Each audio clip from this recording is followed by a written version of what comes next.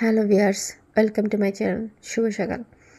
সকাল সকাল চলে আসলাম নাস্তা করে।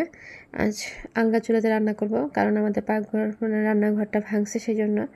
তো টুকিটাকি সব কাজ শেষ করে চলে আসলাম ভাত রান্নার জন্য আর তরকারি রান্না করার জন্য।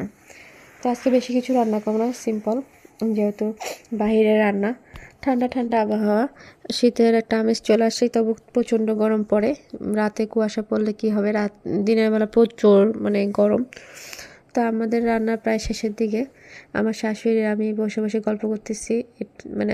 কি বলবো, অন্যরকম ভালো লাগতেছে হঠাৎ করে। সবসময় তো একঘেয়েমি এক জায়গায় রান্না করতাম, তা আজকে একটু বাহিরে, কারণ হচ্ছে রান্নাঘর ভাঙার কারণে আমাদের বাহিরে রান্না, এই আর কি, সব এলোমেলো। তো এই তো রান্নাঘর ভাঙছে, প্রায় 15 বছর পর রান্নাঘর ভাঙা। আমার শ্বশুর শাশুড়ি যখন নতুন বাড়িতে আসছিল তখন এই রান্নাঘরটা তৈরি করছিল। এরপর আর ধরা হয় নাই, মেরামত করা হয়নি, সব ভেঙে গেছে। সেজন্য, কারণ উপরে লাকড়ি রাখা হয়, এই তো এখানে লাকড়ি রাখা হয়।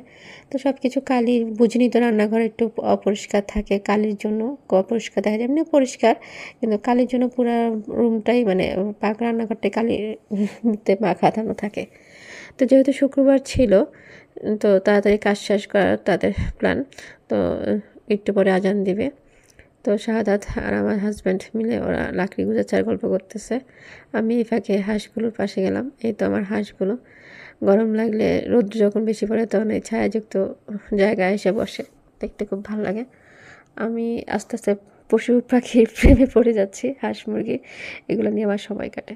তো এই তো, ভালো লাগলে আমার চ্যানেলটা সাবস্ক্রাইব করে দেবেন।